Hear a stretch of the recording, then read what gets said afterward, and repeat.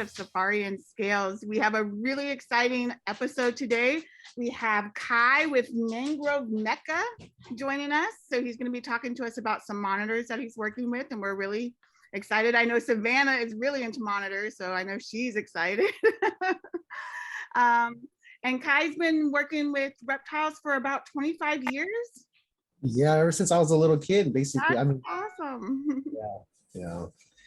I was lucky enough to have one of those parents that, I just begged them to go to the pet store all the time, And we started off as like little turtles and, anoles and like iguanas. And then I was taken to this place called Sunnyvale Reptiles, right? And I was like a kid, maybe like a fifth grader. And my friend's older brother took us all the way to Sunnyvale, which was 30 minutes back then was very far away, but now 30 minutes is like, just you go there all the time, but yeah, it was really far. And that's kind of how I, got started my addiction to reptiles. At first it was just catching little lizards and, little fish tank turtles, but then it got into like really more extreme keeping and stuff like that. So that's awesome. I think that's how a lot of us started. I know my whole family, it's really funny. My whole family was scared, like so scared of reptiles. And I was always out because I grew up in Florida. So we have like a lot of the little anoles and lizards and snakes. And I was always out catching them and like scaring my mom with them. And I thought it was so funny. I would like clip the little lizards onto my ears. And yeah, it was so fun. But that's really awesome. So when did you start keeping monitors? You know what? All right. I wasn't really keeping them then. I was keeping them at the pet store I was volunteering at. Okay. So I was volunteering there, and they were like, okay, you can have your own pet at the store since you're not getting paid. So you're having something, basically them rewarding me, right?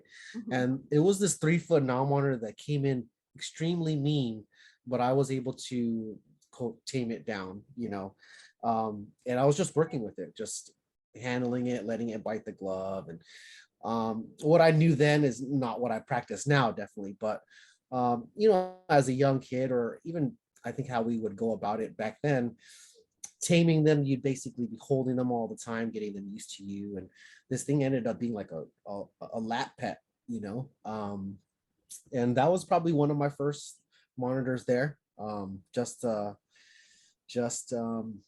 Me, I guess, getting broken into the monitor world. And then they got more monitors, and then I basically started taking care of all of their monitors, right?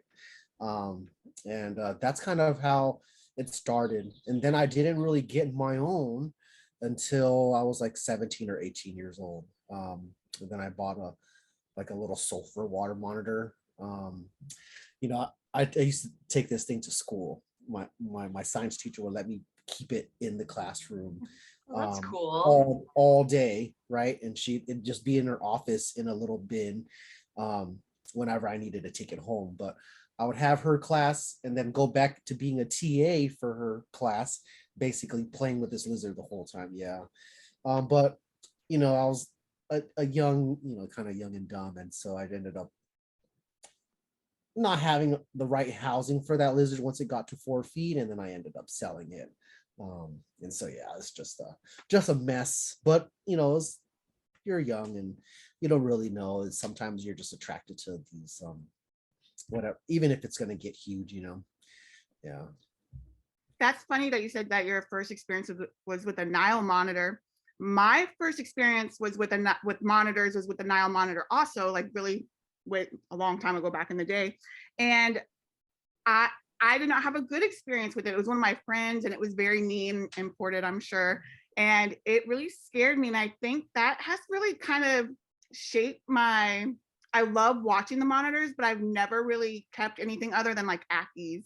But the Nile monitor, I ended up biting me. And previous to that, I'd only been bit by like corn snakes and ball pythons and maybe a boa. But so it was like really like, I was like, oh, this might not be something I want to get into. So I kind of like went towards the snakes. Like that's what drew me in. Like I liked the snakes. I understood their behavior a little bit more. And then it wasn't until much later when I would like I got my first tegu, and I really liked that type of lizard. But I've always been really interested in the monitors, but I've never really been into keeping the monitors. And I think it was that first Nile monitor that kind of like has Yeah, kept me yeah. at bay with them. I ended up, sort of doing the same thing. I think I got burned out with monitors then, right? I think it's just because I bit off more than I could chew. So it's never like, oh, you like these big things, but you don't have the 8-10 foot room size cage for them, So let's work on something smaller. And then I was doing like chameleons and stuff like that, stuff that's more sizable, manageable, and things. Especially if when I was kind of going through, not I wasn't like transient living, but I was couch surfing for some of my 20s, you know what I mean? And you don't really have a whole ton of room if you're just going to stay somewhere for a very short time. So I was, moving from place to place, and then it just got ridiculous to move all my enclosures. And so then I try to keep it simple with just like a couple snakes. I liked patoaphis, so I like gopher snakes and bull snakes and stuff like that. Yeah, I guess I'm attracted to somewhat of the ornery type of Yeah, I animals was gonna say. that are always kind of they got like an attitude. And then it was always like my task to tame them down, to get them to be more playful, I guess, or more tame in a way. But then I got back into monitors, I think just still in my kind of like early 20s, like 23-ish.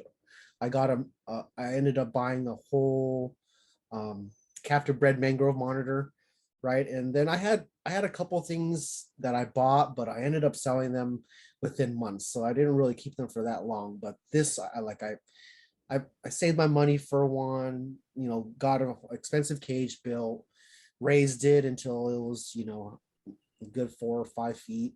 And then my addiction just grew from there with mangrove monitors, right? And I realized that was a species that I could never click. I could never get to click for me, like white throats and Niles. I can always get them to sort of be tamed or somewhat workable, right? Like I can tongue feed them, and I would say we call that now very rewarding pet.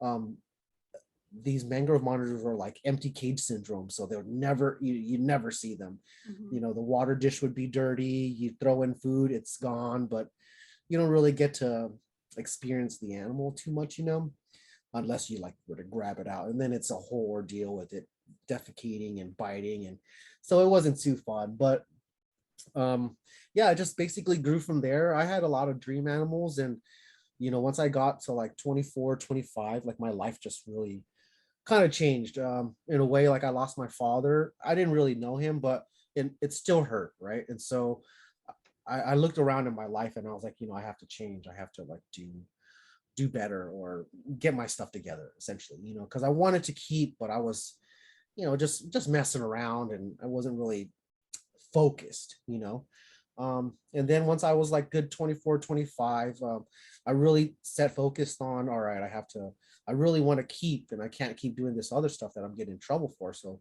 I'm really going to focus on trying to breed. And I was trying to also produce feeders as well. So I was doing like the dubias and crickets and stuff like that, just selling to local shops, still doing little geckos, things like that too. But yeah, then eventually I just kind of changed up. I took off, or took and sold anything that I wasn't a part of my focus and what I wanted to do in the long run, right? So anything that was like extra pets, just sitting around, taking up space, taking up resources in a way, right? And I just focused on the mangroves. Um, and several years later, this is where I'm at now. And it did take a lot of learning, a lot of practice, and a lot of failing. But I think I have a better understanding of them now. Not a full understanding, but I do understand them a lot more than I did a few years ago. Um, and yeah, it's been pretty exciting, I guess. Yeah, really exciting. Year to year, I hatch out, these little mangrove monitors that um, are deemed, hard to work with or impossible, right? And that's that's where my goals have been now, just the small stuff of unlocking or cracking these codes with these difficult lizards, you know. For Yeah. sure. We reached out into a lot of different monitor species. So for what you producing now, you mainly do mangrove, but what are your other big projects that you're focusing on? Personally, I first worked with Kimberly Rock monitors, but I worked with them at a store. So they weren't mine, but I helped take care of them. Yeah. And I remember just being enamored by them, but then also kind of like freaked out because they were so fast and Yeah. going to feed them. And they were one of the first animals I was feeding, and they'd fly out at you. And I was just so afraid that they were going to run away and never come back, you know? Yeah, and So that's funny you bring I, up the Kimberly's. no, That's you're kind of, good. yeah, it's kind of where my other dream species is now. You know, someone that I looked up to back then. He's still a friend now. I just rarely ever talk to them now. But someone I was really looking up to then was like, "Hey, you should get into dwarf monitors." And I was like, "You know what? I don't like the small stuff. I only wanted the big stuff, right?"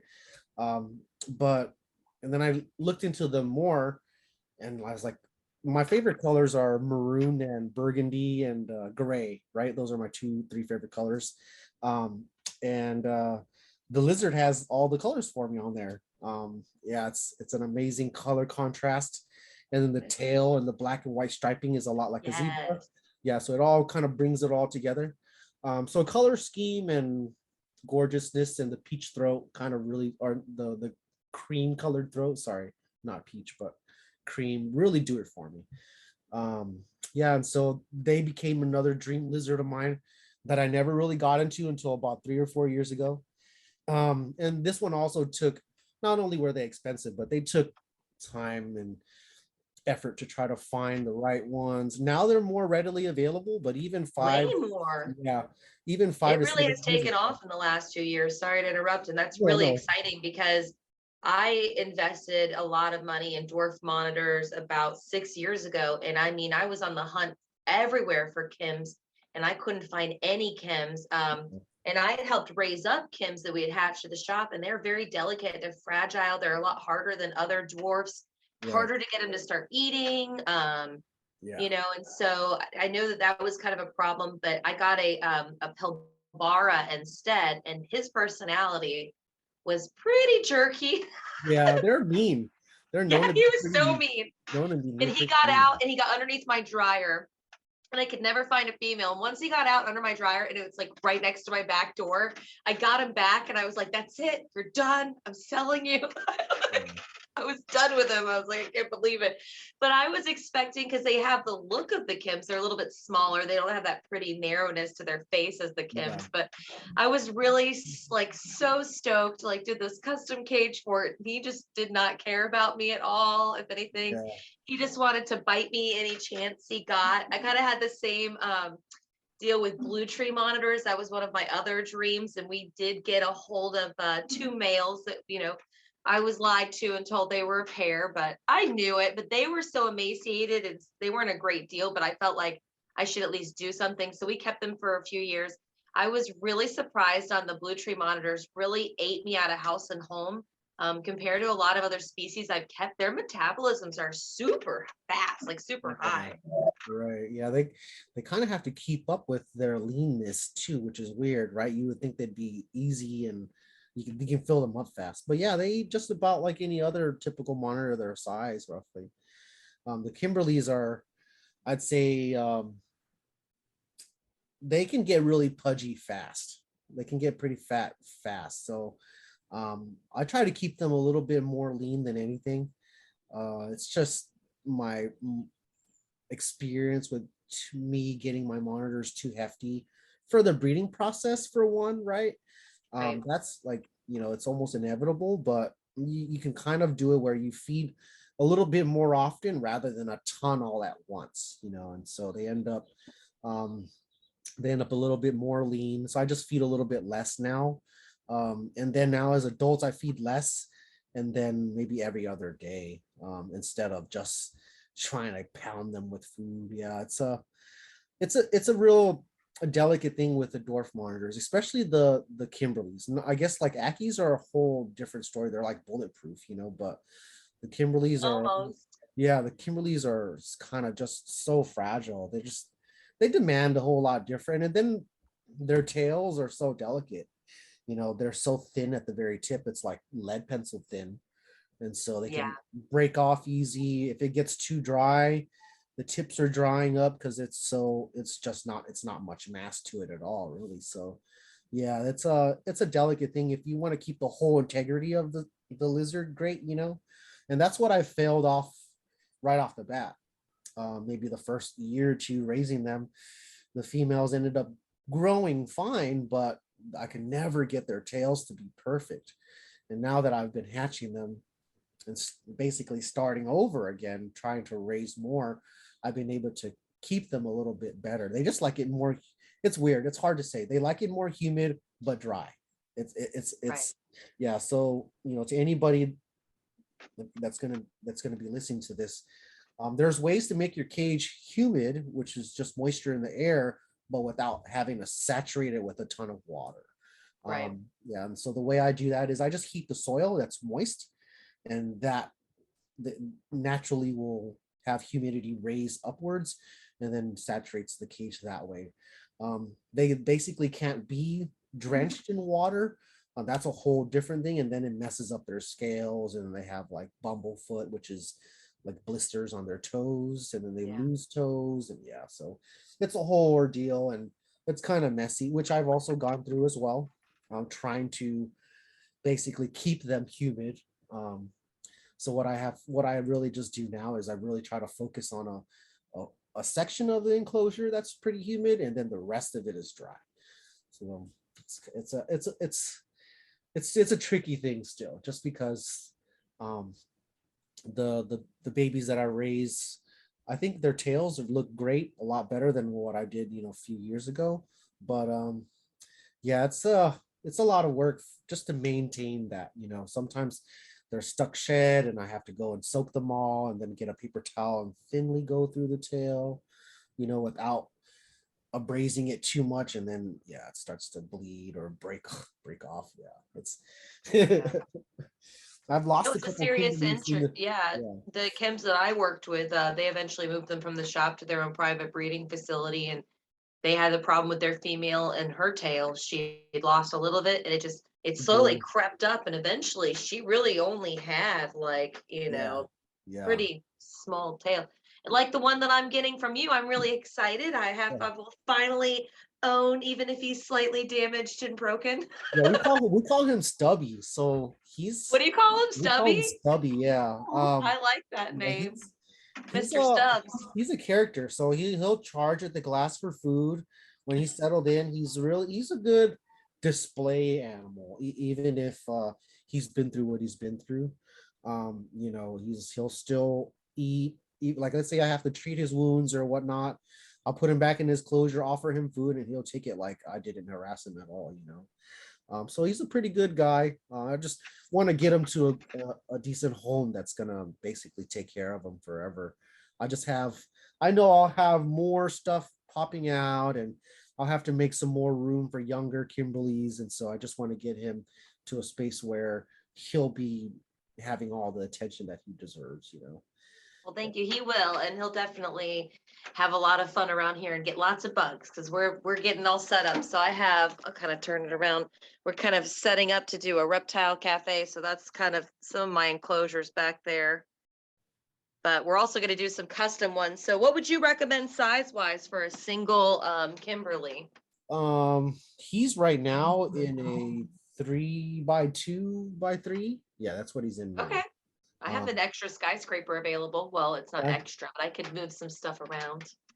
he'll do fine. He's really only like this big, so there's Yeah. not a whole lot to accommodate anymore. Right. But Well, yeah, yeah, that's true. I have the original Pilbara enclosure that I did that was a little bit smaller because they're a little bit of a smaller lizard. So that's his temporary setup. So I get to zhuzh that back up because that was one of the first backgrounds I ever did. That was a few years ago. Do you yeah. do any of that now? I know you're breeding your own feeders. That's really exciting. And you do a lot with I don't know. I kind of have like a love-hate relationship with lovers. Like here in Florida, Yeah, lovers are evil. And like yeah, that's like one of the one animal that I like pride myself. I'm like, go ahead, kill as many lubbers as you want, because they'll decimate our crops entirely.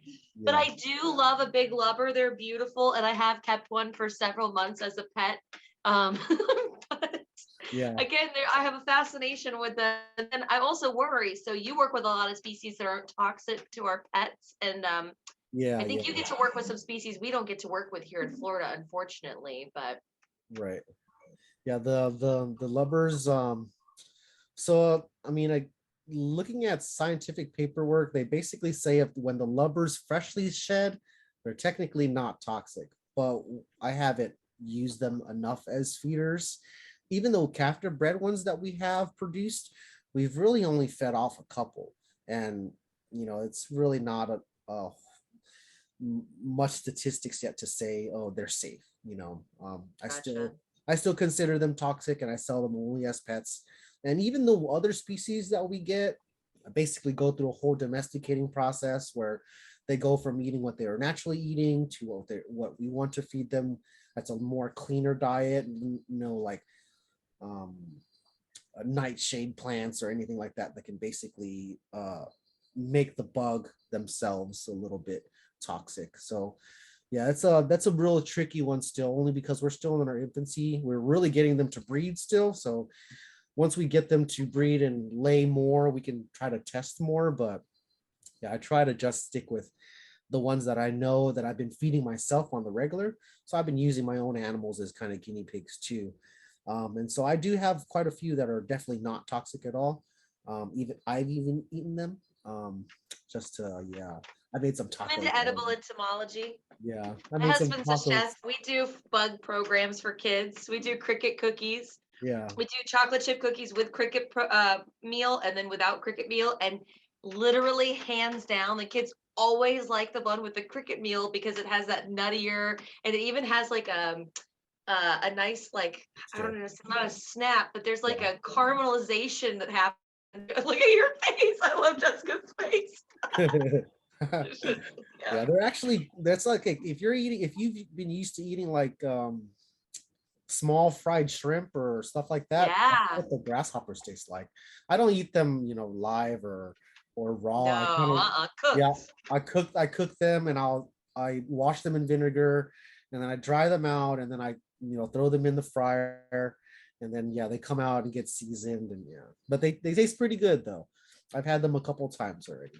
Okay, I've always I'd rather eat some bugs than a rat. I had a customer tell me that the snakes prefer mice because the mice are sweeter. I was like, okay. okay. So I've seen some of those videos where they cook rat though, and after they get it like all seasoned and tenderized and grilled up, I don't know. I mean, I I've still had couldn't do it. squirrel. Yeah. I still couldn't do it. I don't. I've had squirrel, so I've eaten rodent before. I'm still trying to talk myself into eating guinea pig, but oh, Yeah. like it's hit or miss. Well, that's when it was a staple food. Like you would get married and your gift would be a pair of guinea pigs, and all the people, they literally keep guinea pigs over in the outside of their houses, and they raise guinea pigs for food. I mean, they're grass grazers. They gotta be tasty. I don't know. I definitely am all about bugs. I've eaten super worms. I've like blanched them. The legs are the best part because they're crispy, but I love shellfish and crustaceans of any kind. So I'm down. That's awesome. well, let's So get what back states to can you ship your crickets to? Just about all of them. There's like a couple that um don't. Can we get them in Florida? Yeah, I'm Okay. approved for Florida. I just sent Florida a couple more samples too. So they know of my stock, and they know that I ship there. They've actually even approved my whole permit. So yeah, it's all good for Florida. But places like North Dakota, where no one ever orders from anyways, don't really want grasshoppers Poor there. North Dakotans. Yeah, and and I also have species that technically aren't don't need a permit at all. So if Okay. people from North Dakota want some, I have free range type too. So they're native to all over the United States. So they basically are they live there. So it's not like if they got out, anything bad would happen. Yeah. And that's where the legality for the grasshoppers, how that plays out is, I have so many species that it covers all 50 states if I wanted to, or all lower 48 if I wanted to. And so that's Nice. where, yeah, that's where I luck out a bit on. So nutritionally, what is their nutritional content compared to our traditional feeders? Oh man, a lot more protein, vitamin A. You're getting a whole lot more bug as well compared to like a large roach, which is the same size. Right. Less shell, so you get more meat to shell ratio. And even when they're really big, they may look robust. They're pretty soft to the touch compared to a similar insect. That's Oh, very, cool. very hard shell. Um, Given that they do have a lot more protein, though, it's still an insect that you want to vary in and out of your diet rather than just giving straight or something like that. Just because there still hasn't been enough research, or everybody says that their animals love the grasshoppers, but they're feeding other stuff as well. So, but if let's say if an animal were to solely be fed grasshoppers and nothing else, it may be too much protein for some animals that would typically eat little insects and things like that. So Gotcha. for the bigger monitors, I don't really think it's an issue. For some of the really smaller lizards, it's like a diet you can use as a staple, but in balance with everything else. Okay. Awesome. Well, you also have a podcast. We all kind of have a background that, it's a love-hate relationship with that background too, Herping Time Radio. And I actually met your co-host from Herping Time Radio. Alan reached out and he actually got some Gillini when I was still breeding Gillini a few years ago. And I know he's been really successful with dwarf monitors. And you Yeah. guys have had your podcast for how long now? Oh, we're going on a little over a year. We just recorded our 1 year episode maybe like last month. So yeah, we're right at that year mark, which is pretty exciting because I didn't think it'd take off the way it did. I also didn't think we'd be able to make as many episodes, things like that. And the feedback has been great. It's been amazing. And the way I wanted to do a podcast, it's like that. I didn't want, not to throw shade on anybody else that does podcasts. I just wanted more educational rather than excitement. I wanted to break down what I'm doing. It wasn't just about getting fear to have people attracted, or us causing drama or anything like that for attraction. It's real about raising them correctly and how to teach people to go about learning them and understanding them. That's when I was first approached with the podcast ideas. I would only do it if those were our goals. Our goals wasn't to like have some, I don't even know how to say it, but it's just when you're hyping it up and there's not a whole lot to it, but just some crazy feeding videos or stuff like that. I wanted a whole lot more with it. Yeah, for sure, to spread education and awareness. And that's the best part. I think that's why Jessica and I love doing the podcast so much. And I'm sure you're kind of coming to find that it's just so neat. Everybody has such limited time. That's one thing that everybody is really, short on. So Yeah. I always kind of feel guilty taking people's time and asking questions, but it feels so good to be able to do it and have that, actually there for other people to learn from. Because I know, like, when I had my blue tree monitors, really the only information besides like a few things from the internet here or there, you couldn't find any videos on them. I was literally going to university studies and just reading. I would have it actually playing audio in my car, and I'd be driving, like listening to the university breeding studies on blue tree monitors. So, Yeah. it is really neat to be able to do this where you get to, everybody with all of this kind of stuff. That's what's so neat about technology is you can Right. read a book, but it takes time to publish and write. Whereas when you're getting this information, when you're talking to people on these podcasts, you definitely are getting like current information. I mean, just like you said with the Kimberly Rock monitors, you know so much more now than you did before. We just had Philip Lentz from Arids Only, you know, and he talked about the difference in diet that he gives now versus what he did years ago and what he's learned by keeping these animals. So it's definitely really awesome to be able to go straight to the source and get that information. And we all can grow from it. And the animals definitely, you know, are benefiting because of it. And so it's really neat to see how all these podcasts have really shaped the way I think about the industry. And I mean, there are some really great ones out there that are really informative. And if you do a lot of driving or if you're doing a lot of cage cleaning, it's really nice to, you know, pop on a speaker and be able to listen to experts talk about stuff that really, you know, a few years ago, it was so difficult to get a hold of. I mean, it's really nice that people are taking their time, and it obviously is not something that, you know, you're going to, well, you could get rich off of it, but it would take a long time probably. But, you know, it's something that really the benefit of it is the intellectual value of it. So I appreciate you guys' podcast. I've listened. You guys have some really awesome episodes. And so I suggest anybody to check it out. It's you know, we're watching females kind of die every year. I still do it. I still watch a lot of customers or people that are other keepers, you know, and they come to me with issues with their females, basically going through being gravid and whatnot, and they don't know what to do. That's been a real bummer, and that's another reason why we started the podcast, and why I kind of emphasize on a lot of certain things like deep soil for them to lay in, or to just have period as an option in your enclosure, because you never really know when they're going to lay sometimes. My main goal was to really limit people losing their beloved pets, you know. I've lost a couple, and so it really is a bummer. It's a really kick in the gut, you know, where when you've gone through so much and you think you're doing the whole right thing, and your animal's just suffering one day, and there's nothing you can really do but to just watch it pass in peace, you know. So yeah, that podcast, on most episodes, I really go about teaching what needs to be done to kind of help them go through this process.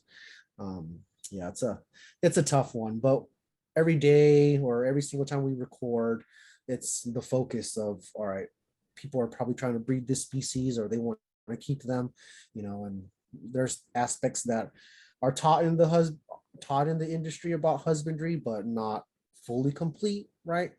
And it's not anybody's fault. It's just because they haven't experienced it yet to teach it. So I understand that, you know, some people are limited in what they can teach you. And so we try to really go about the whole thing, from if you're going to get it as a little baby and all the way until it's an adult, you know. That's awesome. Well, Khai, we appreciate you so much for being on and talking to us. And can you tell us real quickly where we can find you on social media and your podcast? They can find me for the podcasts. You can find us at the, sorry, it's on the tip of my tongue. It's the MPR network. It's the Morelia Python network with Eric Burke, right? He's the podfather of all that stuff. And so Alan and I are part of the Monitor Keeping podcast. Okay. If you can search on like YouTube and iTunes and Google or Spotify, we're on there as well. And then you can find me. I'm most responsive on my Facebook. Even though I have an Instagram, I just don't look at it as often. So you can message me at Khai Phan, KhaiPhan as in Nancy. You can find me also on Instagram too under big_lizard103. And I'm pretty sure if you just type me in, you'll be able to find me. Yeah. For sure. Well, thanks again, and we appreciate having you here, and thank you for kind of spreading your knowledge and kind of talking about yourself and what you do and what kind of got you interested in it. We're definitely hoping to inspire younger generations to really work with, what they're passionate about and kind of make it at least more attainable. I didn't get back into reptiles until I was in my late 20s, and I had a passion for them when I was younger. And it just felt like it was just something that, wasn't out there for us. So, mentorship and people spreading that information like you and like Alan and the whole NPR, it's really awesome. And we definitely appreciate all you do. So thank you again so much. Thanks, ladies. Have a good one, all right?